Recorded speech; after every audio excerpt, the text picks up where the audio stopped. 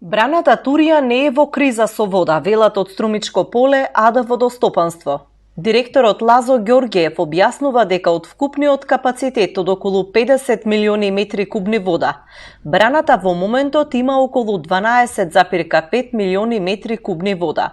Иако последниве години има долги сушни периоди, нивото на вештачката акумулација која ја снабдува со вода цела Струмица и околните места, но и го наводнува Струмичкото поле, според раководството не е во загрижувачка состојба.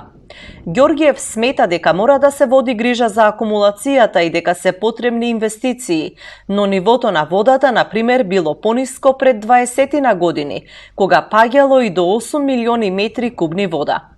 Според директорот Ѓорѓиев, причина за толку заматената вода последниот период во Струмица се неодамнешните дождови. Тој се сомнева дека реката што надошла од планината била со голема количина кал, со што се променила водата во браната, но дека овој проблем би требало да се надмене за неколку денови. Од општината пак објавија и видеоматеријали во кои се гледаат басени со темно-зелена вода. Градоначалникот Костадинов рече дека таква вода испорачува АД Водостопанство и затоа е невозможно да се прочисти до степен на питка вода.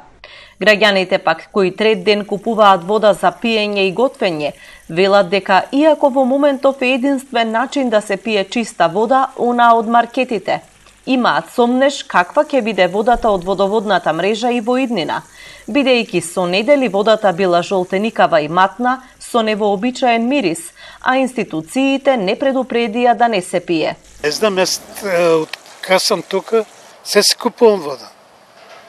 Не сум чуел дали не е забрана, сака одам низ маркет, тоа гледам пъно, дека била забрана и немат маркет вода. Тоа е многу тежко прашање и купувањето е решение, нема друг начин, така да планирам да купувам, нема друго решение. Во поглед на проблемот со водоснабдувањето на Струмица, АД Водостопанство побара и комуналното предпријатие да го плати долгот, кој достигнал околу 70 милиони денари.